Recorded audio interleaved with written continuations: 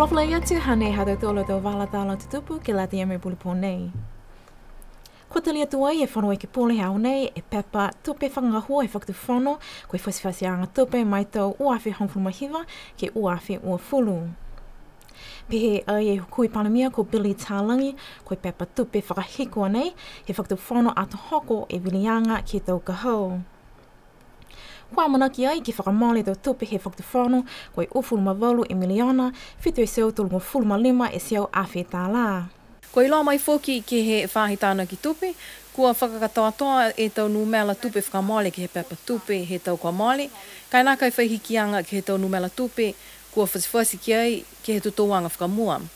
Koe tahani e tau hikianga, kua kisia ki ai, kua hikianga ki he tau matahingoa kua whakaonga, kua hiki ai e whahinga hua, ne whakahingoa koe whahinga hua he palimia, ki he whahinga hua he ofisa he tuhi kupu he whakatu whono. Ko mai kia ia BCN News, ke whakatu tala ai mo hukui palimia ko lilifu ko Billy Tālangi, hanga ia ke he hana tau manatu, ke he tuanga he pepa whasiwhasianga tupe nei.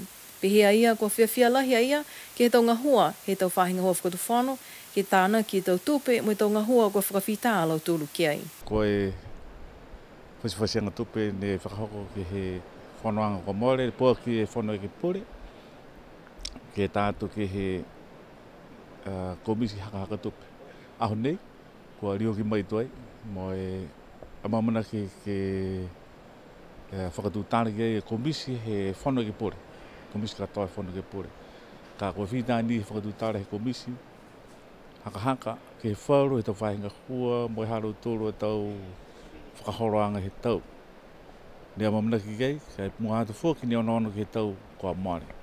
Ke tau tupe moua, whiawhia lehi haku kisia ki ai whauru he tau whainga hua kua marikisi ki longa e moua he tau tupe. Tau whasiwhasianga tupe ni whasiwhasi ke moua. Aia whauru a whainga hua nā kai tuai laulahi a lautoro tonga hua ke moua tupe. Kako lautoro whakamare tupe. Sikisia ki ai he komisi lahi mitake ha kua moua nā kai hokosia, kai hoko ke mena kua mai ke moua tupe ai, ke lata me whakahoroanga, ke lata moe whasiwhasianga tupe ke tau whou nei. Whalawhala ai e takitaki he komisi tupe he whanau ke pole, koe lilifu ko Maureen Melekitama e hoko taki he komisi ko haka ai, mo i pulenga atu ke whanau e ke pole, e halo tolo atu pulenga hangauia ke whasiwhasianga tupe. Ko tuku atu ai e tau manatu whakaue he komisi tupe ki he tau ofisanga hua, mo e tau takitaki he tau whahinga hua whakatu whano kua kau whalataha ki he tau seanga he hoko taki nei. Kai whakakise fōki he lilifu takitaki he komisi e tau manatu tupe hana ki he whalu a tau e ke pule kua nā kai whakamooli halau tūlo tau ngahua ki loto he komisi nei.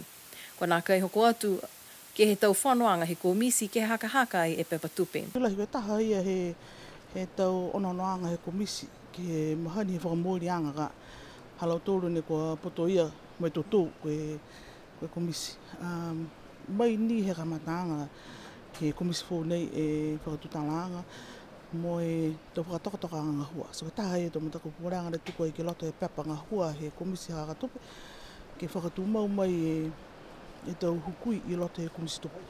Ka eke ni kua tōru e whanoanga ka eke kua nā kai hoko mai ki ai. Uta ke ni ka, wadi whai ka kano. Kai pese ia, matutake matoru me hai ai to whakailoanga ke tātu ki alo toru osi, ki loto e komisi. Kai mai longa lahi ke whauru he to komisi e, nā kai hokosia mai ki tau whanoanga. Pese ni ka hai e motu. Mai longa lahi ka eke kua whenonga atu ki whauru atu motu ka e.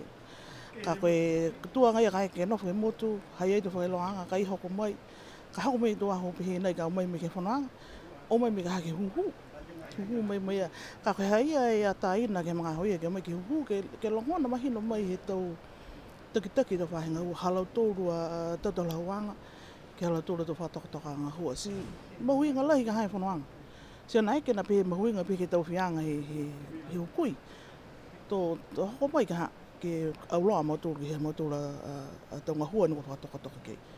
Whakamaama foki he e ke pule motu ko lilifu ko Crossley Tātui, koe puhala foki ko tohia ai e taha wala he hoko taki nei, tunga kua pihe ko ia e ke pule ne nā kai hoko atua i ke tau whono komisi, ka e whakamōlia ia mo e whakahakua ia ke whanoanga, ko ia taha he tau e ke pule ne whinatutu mau ke tau whanoanga he komisi tupi nei.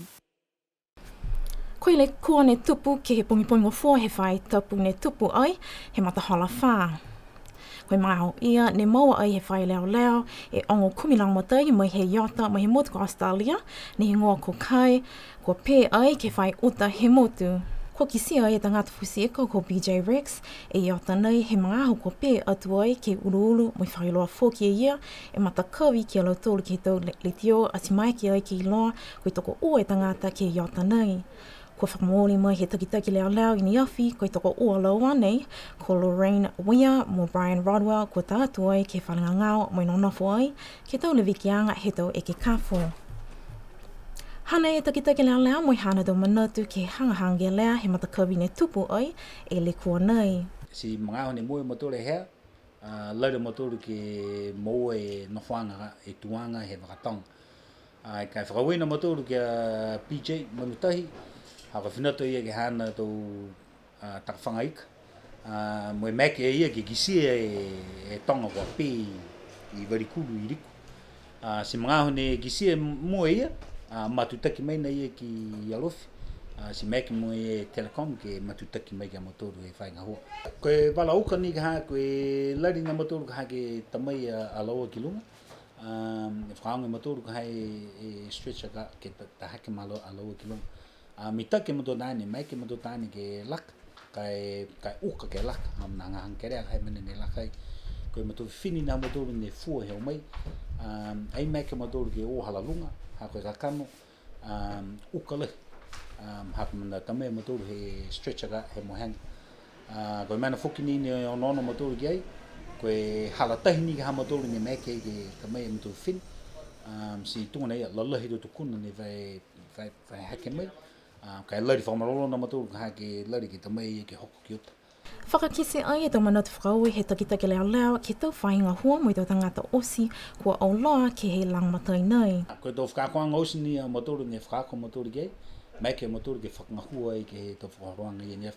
Si whakau eo ke kaungahua hako, hako mai ke aloturu ka ke whakamatutaki aloturu tau ngahua ni kua whakako aloturu ke. Pia fuki ni ke tau whainga hua fisheries, ke a poia kusene me hana kaunga hua, pia fuki ni ke outside service, lahi ka, I mean, ei behau ka hako ei lahi tonga hua ro tōru ni those, but, you know, koe tonga hua osi ni those ma tōru ni afi, koe kaunga hua ka, ei koe behe ni ka hako whainga hua na ma tōru ni whakawhikau atu ki ai. Mai ke ma tōru muia ka hake hea tō whainga hua ke hoko mai aro tōru ke lao matau matoru. Si pihi e ngā hua matoru nyafu. Hea mai na matoru ke ho hokoanga lo tōru ke lao matai, kai ho hokoanga na lo tōru ke mai. Si lata fuki nei a hoko matoru ka hake mga ahoni tamai matoru mai he mena ne pē e wakatonga he kau. Kua lore fuki ta matoru ka haia he lori ke fua mai a laua. Si mongane tausa matoru muia ke tahaki mai matoru ki lunga. Ko whiawhia da matoru ka haia o hakoa ho hoko mai fuki ke kau outside service. Mga aho muia ne haki matoru ke he mtahala ke he pariala, ne hang ke rea, hoko mai muia kau tamasiaf. So, ono tō ka e, kua, you know, whai kau ngā hua matoru ne mitaki ka ke whangahua, hakoa lore da matoru he haki mai lao, ka mitaki tō kau ne hoko mai whakahiku, me ke arotoru me ke whakahausi, e langa ki alaua ki lunga, ke hoko mai ki lunga, ki uta. Puli liu atu e matakau nei ke matakau ne tupu ai e le kua i ni awhi ke liu ono ke iota ne pē moi ki kisi ki ai, ke taupu hala ki uta kehe mai, he ulu ko pē ki ai. Mātuta ki anga ia foki e tau whakatutalaanga hangawia ke whalo tau le kua lawhi ki lunga, tungi tau lolo oela, ka tawhi mai ki whafo. Koe tau whanga mena pihia kua amana ki ai ke whakakatoa aki e tau hokotaki ke le kua nei kua tupu. Liu ni ke whakamanatu ke tau tangata ke mailanga kua nākai mai ki ke oat ki ono ke matakawi nei hako i ngā hua anga ia loi tōlu ki ai. Ke maama iau nei ne whakahoko he matakau he kalopu whiwhine he motu, tā whakaholoanga mahuinga ke lātia mo i tau pene na he motu. Koe whakaroanga nei, kia tātua lau tōlu ke whakakise he whalo na matakawi talahaua mo I o viko ai he motu. Koe mga hopongi nini o atu whakamua a lau tōlu ke whale taonga Niue. Kua whiawhia lahi a lau tōlu ke tau whakawhelu ianga ko tau sipa waki ai he tau tangatanga hua he ofisa taonga Niue ke tali aki e whenonga ha lau tōlu. Manako whoki a lau tōlu ke whakaue kia Stan Kalauni mo Rupina Morrissey ke tau langmatai ke tau pasi ke o viko ai e takai e tau pinina he aho nei. Tā wala he whanoanga ha lau tōlu ke oki atu ke tā kai la ke whale tali whenonga Scenic Matawai. Koe tau ofisanga hua mai he matakau he tau mutu kou whakalata he lalolangi ke whai he tau maweheanga whakafua mo whakatau koloa kua hohoko mai ke motu he whai tapu nei. Kua whakahoko ai, taha whakakuanga mo laua nei ke lata ai mo I tau tangata, ngā hua whakatuwhono o sipihia mo I tau maukoloa he motu, mo atu ke he maweheanga whakafua mo I whakatau koloa, ne whakamatapatu ai, he tau motu ko New Zealandi mo Australia. Toko hepe tau motu he Pasifika, bihau mo Niue kua saini ai, mo I matutaki ke he maweheanga nei, ne whakahengoa ai koe Pesa Plus. Koe tāmatanga hua lohi he maweheanga nei, koe tau whalawhalaanga, he tau mena kua lata ke iloa, mo I mailonga, he tau tangata mo I tau maukoloa, he motu. Ke langmatai aki e tau whalawhalaanga, he tau whailoanga mahuinga pihe nei, kua talanga pauaki ai he ofisa nei, e tāku panga hila ke lata ia mo I tau whailoanga nei. Koe tau sianga nei, ke whakamuka ai whoki e tau puhala ke iloa, mo I mailonga he tau tangata e tau mena, kua lauia ki lalo hifu he tau maweheanga pihe nei. Koe tau whakakoanga nei, kua whakahoko ai ke whale Niue Golf and Sports Club I whonokola ki au nei mo I aho a pungi. Pēnā hatu tūla tau wala tāla tutupu ke la te mai pulpo nei, a tō whelawia, tupukahau no na whaa mo I manuina.